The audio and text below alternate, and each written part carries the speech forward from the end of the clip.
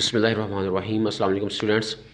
It's me Inawala Chokthai, and we are starting our new topic, that is angular momentum of chapter number 5.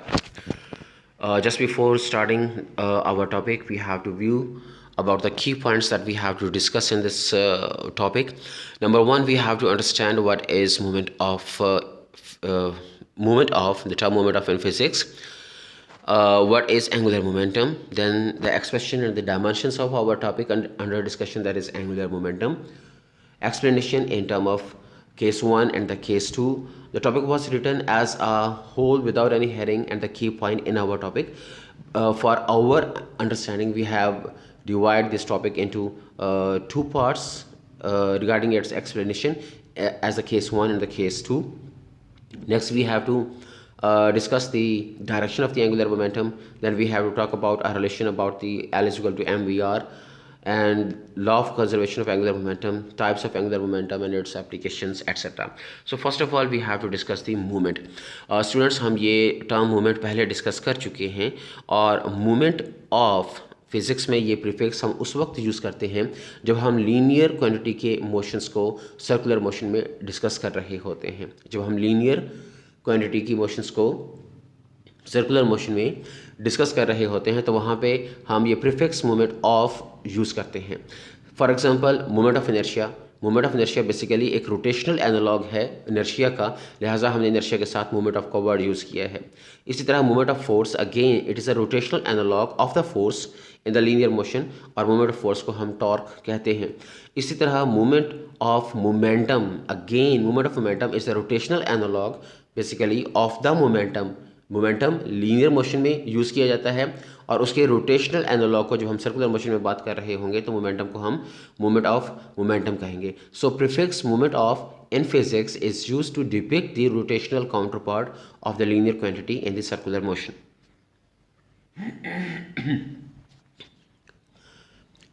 Next friends, मैं चाहूँगा कि हम लोग chapter number 3 में उसको recall करें, the basic idea of the momentum. Chapter number 3 में हम लोगों ने पढ़ा था कि when the body is moving, suppose another object tries to stop this moving object, then it is a quality of the moving object to put the force or to exert the force on the object that tries to stop this. इस quality of the motion को Newton ने quantity कहा था। Means कि जब एक body move कर रहा हो और कोई और बॉडी उसको रोकने की कोशिश करे तो मूविंग ऑब्जेक्ट उस रोकने वाले पर एक फोर्स लगाएगा। इस क्वालिटी ऑफ द मोशन को न्यूटन ने क्वांटिटी ऑफ द मोशन का नाम दिया था, जिसको हम मोमेंटम बोलते हैं। इसी तरह moving impact of the body, कि एक मूविंग बॉडी कितना इम्पैक्ट क्रिएट करेगा।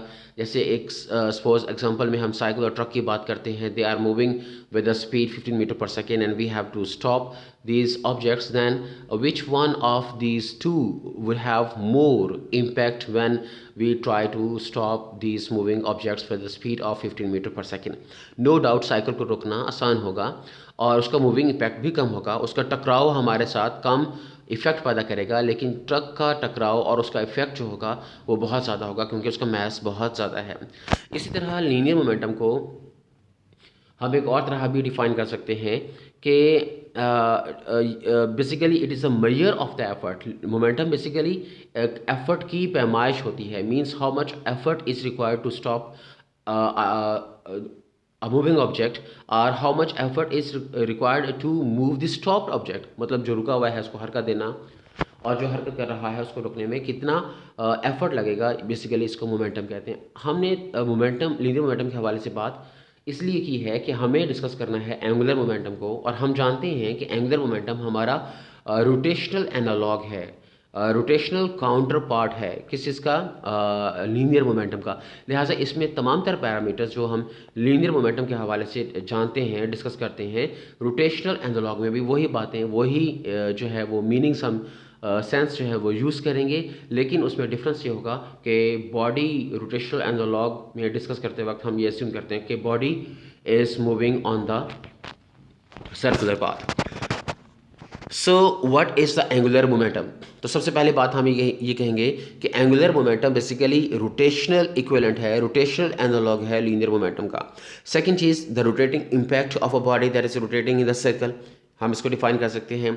इसी तरह how much effort is required to rotate a stopped object, or to stop the object that is already rotating, मतलब कितनी एफर्ट आपको लगेगी अगर आप एक ऑब्जेक्ट को रोटेट करवाना चाहते हैं, घुमाना चाहते हैं, या अगर कोई ऑब्जेक्ट ऑलरेडी घूम रहा है तो उसको रोकने में कितनी एफर्ट लगेगी।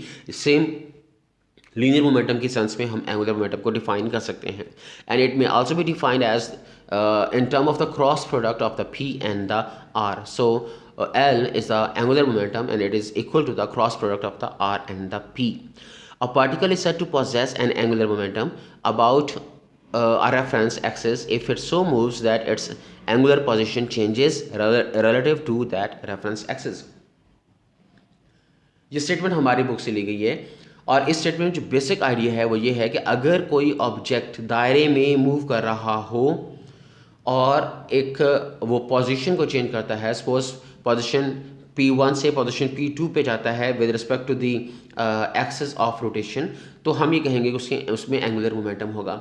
इससे पहले हम अपने पिछले टॉपिक्स में बारहा ये एग्जांपल जो है वो डिस्कस कर चुके हैं। यहाँ पे भी ये आपको जो डायग्राम दिखाई गई है इसमें भी एक पॉइंट P है, एक ऑब्जेक्ट है जिसका मैस m है और वो मूव कर रहा है ऑन द सर्कुलर पाथ, और उस सर्कुलर पाथ का रेडियस r है और उस पॉइंट का जो मोमेंटम है वो p है जो कि वेलोसिटी अलोंग द टेंजेंट की डायरेक्शन में है। तो जब ये मूव करेगा along the circle from one position to the second position तो हम ये कहेंगे उसका एंगुलर मोमेंटम होगा। तो इसमें सिंपल सी सेंस यूज़ की गई है कि a particle is said to possess an angular momentum about a reference axis if it so moves that its angular position changes relative to that reference axis. Next we have to explain the angular momentum, or again for our convenience we have divided this explanation into sub headings regarding angular momentum of point mass, and then we have to talk about the angular momentum of the rigid body. हम अपनी आसानी के लिए इसको जो है वो दो हिस्सों में डिवाइड कर लेते हैं। जब हम बात करते हैं angular momentum of the point mass की तो हम एज्यूम करते हैं a body or an object of mass m is moving in a circle of radius r, then at any point of the circle its velocity is along the tangent. ये उसकी tangential velocity की बात की जा रही है जो कि आपको डायग्राम में दिखाई गई है, और मोमेंटम की डायरेक्शन भी टेंजेंशियल वेलोसिटी की डायरेक्शन में होगी। सो उसके एंगुलर मोमेंटम की वैल्यू क्या बन जाएगी, आर क्रॉस पी। हम अभी इससे पहले भी डिस्कस कर चुके हैं। Suppose a particle of mass m is moving with the velocity v and the linear momentum p relative to the origin O, the angular momentum can be written as L is equal to r cross p, where r is the position vector of the particle at the instant relative to the origin O, means उसका radius होगा of the circle in which the body is rotating, और angular momentum is a vector quantity. इसके magnitude को हम कैसे लिखेंगे, R P theta को हम लिखेंगे आर पी साइन थीटा। तो याद रखिएगा हम इसके मैग्नीट्यूड के हवाले से बात कर रहे हैं। अगर हम इसके डायरेक्शन भी दिखाते हैं, वेक्टर भी दिखाते हैं, तो हम इसको r p sine theta into unit vector n लिखते जो कि उसकी डायरेक्शन को ज़ाहिर करता। इस इक्वेशन में जो थीटा है that is the angle between the R and the P. The SI unit of the angular momentum kilogram metre square per second है जो जॉल सेकंड है, और इसकी डायमेंशंस में M L square T raise power -1 लिखा जाएगा। Students हमारे पास एक रिलेशन है L is equal to M we R. Again एक एनिमेशन हमें मूव करती हुई स्क्रीन पे नज़र आ रही है। उसमें एक ऑब्जेक्ट है P जो कि मूव कर रहा है ऑफ द सर्कल। अभी मैं इसी की बात कर रहा था इसको डिफ़ाइन करने में भी कि अगर ये अपने एक फिक्स्ड एक्सेस के लिहाज से सर्कल पे मूव करते हुए अलोंग द सर्कमफेरेंस अपनी जगह को चेंज करता है, पोजीशन 1 से पोजीशन 2 पे जाता है, तो उसको हम कहेंगे कि उसमें एंगुलर मोमेंटम मौजूद है। लिहाजा एंगुलर मोमेंटम की जो बेसिक इक्वेशन है हम जानते हैं l equal to r p sine theta. P के बारे में हम जानते हैं P is the linear momentum that is equal to the m v. अगर आर पी साइन थीटा में P की वैल्यूज डाली जाएँ तो ये बन जाएगा r m v sine theta. अब थीटा 90 है तो equation l is equal to M we r बन जाएगा, जिसको यहाँ पे इक्वेशन नंबर 1 के हवाले से दिखाया गया है। और हम भी जानते हैं V is equal to r omega जो कि एक रिलेशनशिप है between the linear velocity and the angular velocity. अब इक्वेशन नंबर 1 में अगर V is equal to r omega की वैल्यूज पुट की जाएँ तो L is equal to m into r omega into r बन जाएगा, और L is equal to m are square omega बन जाएगा। हम जानते हैं एम आर स्क्वायर क्या होता है, M are square basically moment of inertia होता है। लिहाजा हमारी इक्वेशन बन जाएगी L is equal to I omega. अब इस इक्वेशन को गौर से देखिए, L is equal to I omega, this is a rotational analogue of the P is equal to M N two B. Means के जहाँ हमारे पास P था लीनियर मोशन में, रोटेशनल मोशन में हमने P की जगह L एंगुलर मोमेंटम लिखा है, P लीनियर मोमेंटम था। जहाँ लीनियर मोशन में हमारे पास मैस था, वहाँ पे हम रोटेशनल एनालॉग सर्कुलर मोशन में जब बात करते हैं तो हम मैस का रोटेशनल एनालॉग I लिखते हैं, that is the moment of inertia. इसी तरह रोटेशनल मोशन में हमारे पास V है और उसका रोटेशनल एनालॉग सर्कुलर मोशन में हम ओमेगा लिखते हैं। So L is equal to I omega basically is the rotational analogue of the P is equal to M V. Again case 1 में डायग्राम दिखाई गई है। इस डायग्राम में ऑब्जेक्ट को मूव करता हुआ दिखाया गया है और राइट हैंड रूल से इसकी डायरेक्शन भी फाइंड की गई है। अभी हम राइट हैंड रूल के हवाले से इसकी डायरेक्शन के हवाले से भी बात करेंगे। Next we have to talk about the angular momentum of the rigid body. हम ये बात पहले कर चुके हैं। ये इमेज हमारी बुक से लिया गया है। रिजिड बॉडी में दो एट्रीब्यूट्स होते हैं। सबसे पहली बात यह है कि जो मैस है रिजिड बॉडी का that is not evenly distributed, और दूसरी बात यह है कि उन तमाम पार्टिकल्स का, उन तमाम मैसेस का जो डिस्टेंस होता है वो एक्सिस ऑफ रोटेशन से एक जैसा नहीं होता। मीन्स अगर हम ये कहें कि एक रिजिड बॉडी बहुत सारे n नंबर ऑफ मैसेज से मिलके बनती है और वो सारे के सारे मैसेज एक जैसे नहीं होते, मीन्स अनइवनली डिस्ट्रीब्यूटेड होते हैं। कहीं मैस ज़्यादा हो सकता है, कहीं मैस कम हो सकता है, और उन पॉइंट्स का अगर फासला देखा जाए from the axis of rotation तो वो भी डिफरेंट होगा, जो हमें इस डायग्राम में भी नज़र आ रहा है।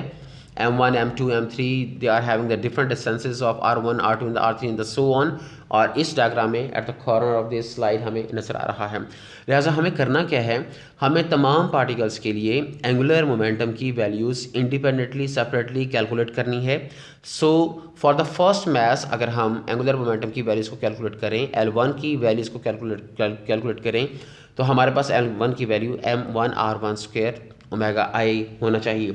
इसी तरह हमारे पास मैस 2 के लिए जब हम एंगुलर मोमेंटम की वैल्यूज कैलकुलेट करते हैं तो वो L2 is equal to M2R2² omega उसका रिजल्ट होगा। इसी तरह एंड सो ऑन, और nth पार्टिकल के लिए जो एंगुलर मोमेंटम होगा वो Ln is equal to MnRn² omega होगा। इन तमाम वैल्यूज़ में हम मैस को तो 1 2 3 कह रहे हैं, इस तरह हम उनके जो डिस्टेंसेस हैं from the axis of rotation उनको भी 1 2 3 कह रहे हैं, लेकिन ओमेगा को हमने 1 2 3 नंबर नहीं दिया क्योंकि ओमेगा तमाम पार्टिकल्स के लिए कांस्टेंट होगा, एक जैसा होगा। इससे पिछली स्लाइड में जो पिछला हमारा टॉपिक था उसमें हम डिस्कस कर चुके हैं कि जब एक रिजिड बॉडी किसी फिक्स एक्सिस ऑफ रोटेशन पे मूव करता है तो उसके तमाम पार्टिकल्स की जो एंगुलर डिस्प्लेसमेंट होती है वो एक जैसी होती है, और अगर एंगुलर डिस्प्लेसमेंट एक जैसी हो तो उनके एंगुलर वेलोसिटी और एंगुलर एक्सेलरेशन भी एक जैसे होंगे।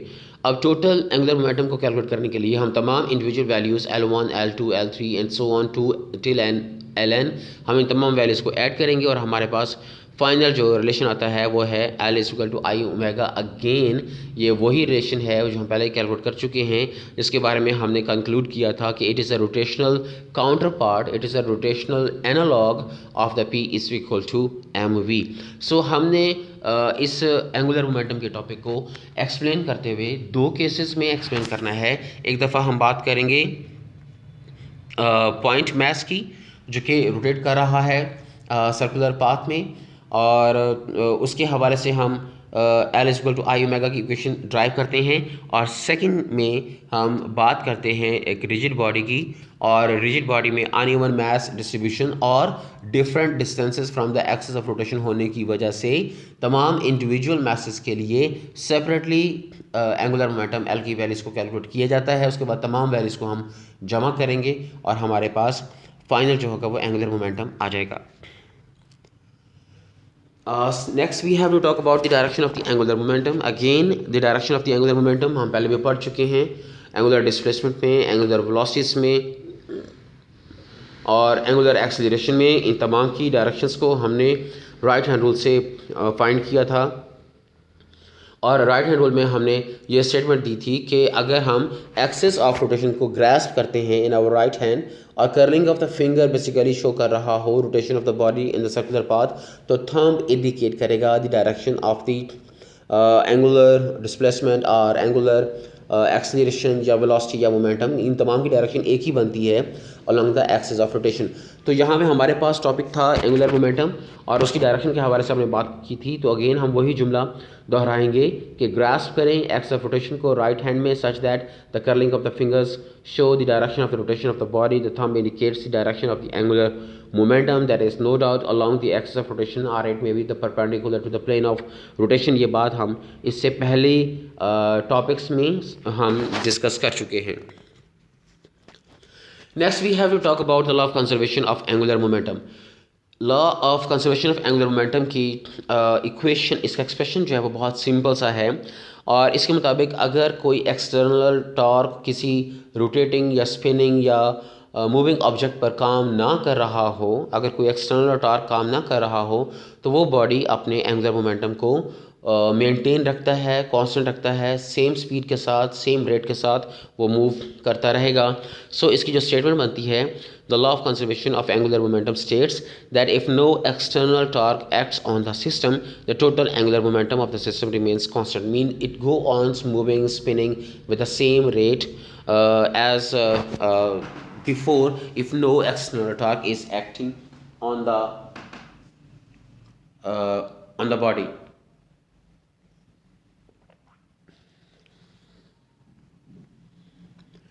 Law of conservation of angular momentum को एक्सप्लेन करने के लिए हमारे पास एक एग्जांपल है आइस स्कैटर के हवाले से और इस डायग्राम में हमें एक आइस स्कैटर जो है वो दिखाई गई है दैट इज स्पिनिंग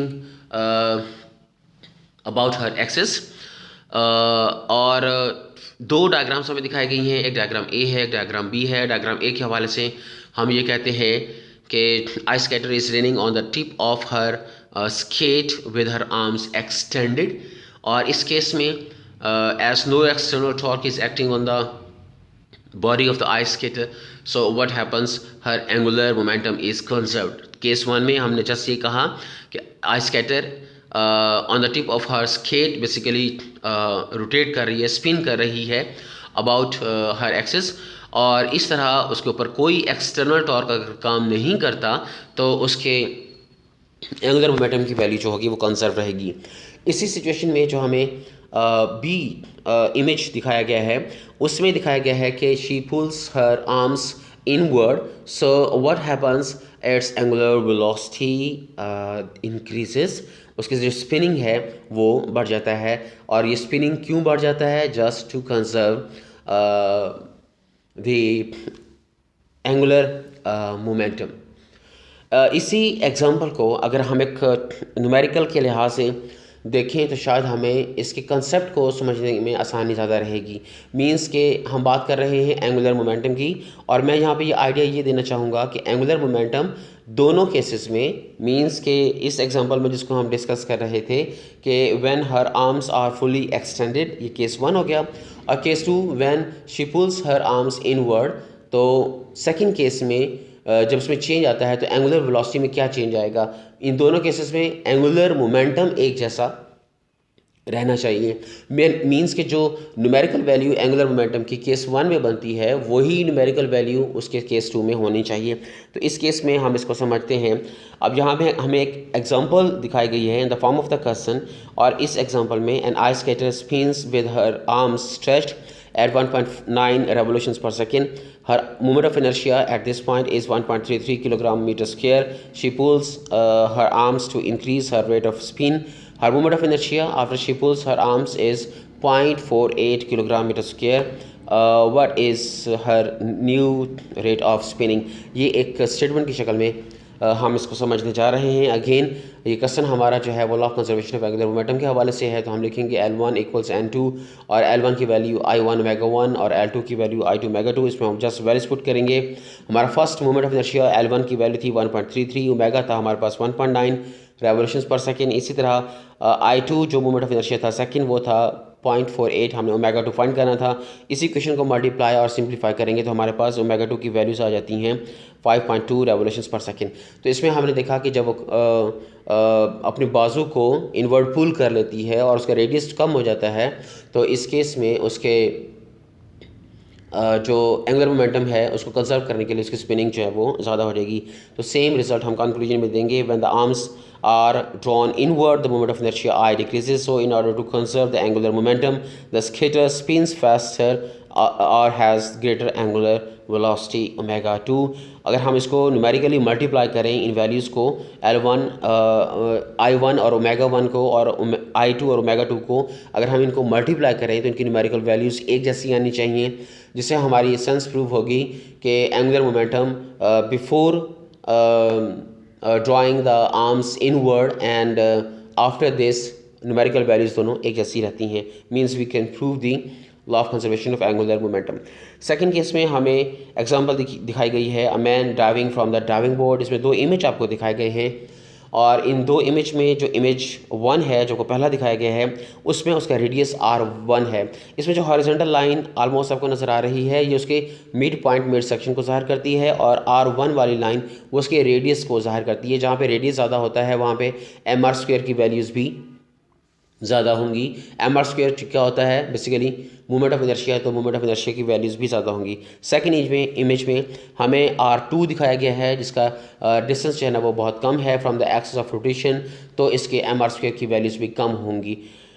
अब law of conservation of angular momentum में जो पहली पोजीशन में जहाँ पे रेडियस ज़्यादा है वहाँ पे moment of inertia mr² means I की वैल्यू ज़्यादा होगी और जहाँ आई की वैल्यू ज़्यादा होगी वहाँ पे ओमेगा की वैल्यूज़ कम होंगी। इसी तरह सेकंड कंडीशन जो कि क्लोज टक पोजीशन दिखाई गई है उसमें R1 की वैल्यूज़ कम है तो आई की value mr² moment of inertia कम होगा और अगर मोमेंट ऑफ इनर्शिया कम हो जाता है तो in order to conserve the angular momentum omega की वैल्यूज़ ज़्यादा हो जाएगी। ओमेगा का मतलब है कि वो अपने ही एक्सिस पे जो स्पिनिंग है जो एंगुलर वेलोसिटी है वो बहुत ज़्यादा हो जाएगी। Upon lifting off from the board the diver's legs and the arms are fully extended. If the arms and the legs are fully extended means his radius is more, so the value of the moment of inertia would be greater.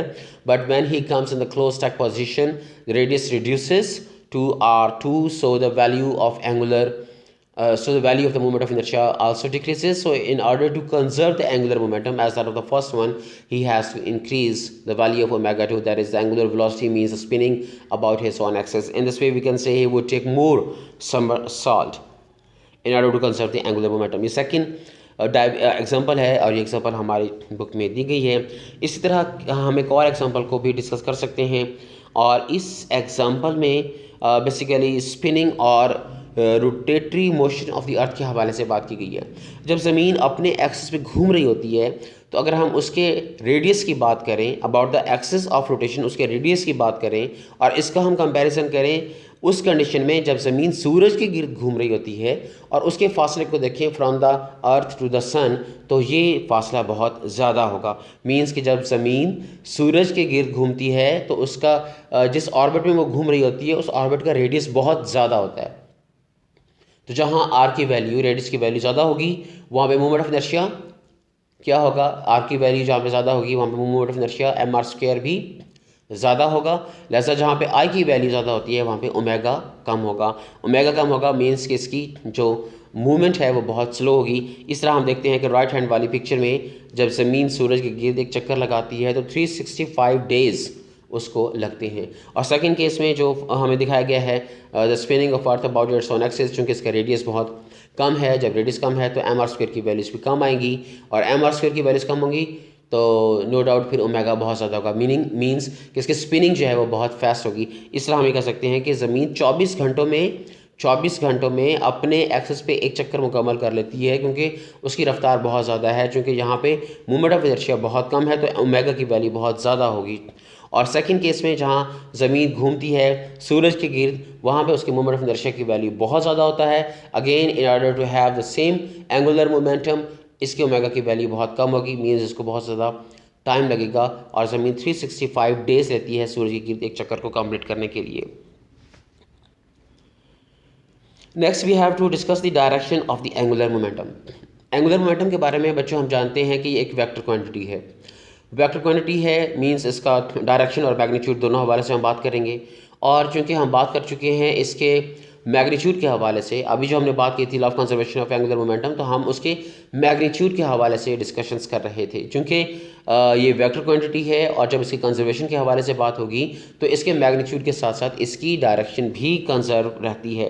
Again ये जो fact है, ये जो conservation है of the direction of the angular momentum, this is illustrated by the fact that is given below। तो ये statement दी गई है, the axis of rotation of an object will not change its orientation। Axis of rotation of the object अपनी orientation को नहीं बदलेगा। Axis of rotation अपनी orientation को, अपनी डायरेक्शन को सेम रखेगा, unless an external torque acts on it or causes it to do so, जब तक कि कोई बाहर से एक टॉर्क, एक फोर्स उसके ऊपर काम करे और उसके एक्सिस ऑफ रोटेशन को बदल दे। तो axis of rotation of an object will not change its position unless an external torque causes it to do so, means के एंगुलर मोमेंटम अपने एक्सिस ऑफ रोटेशन को, अपनी डायरेक्शन को भी कंजर्व रखता है। Next we have to study the two special types of the angular momentum. हम जानते हैं the spin angular momentum and the orbital angular momentum.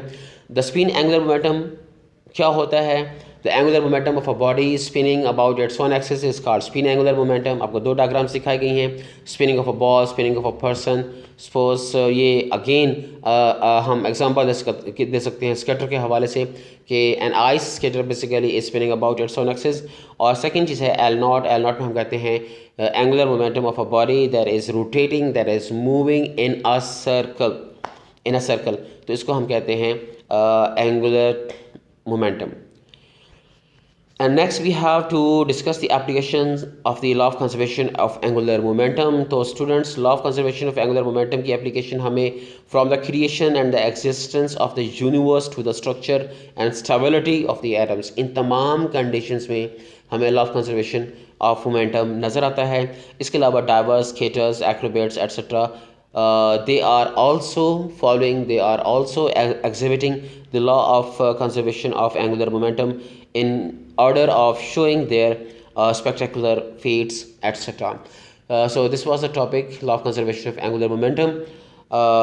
Thanks a lot. Allah Hafiz.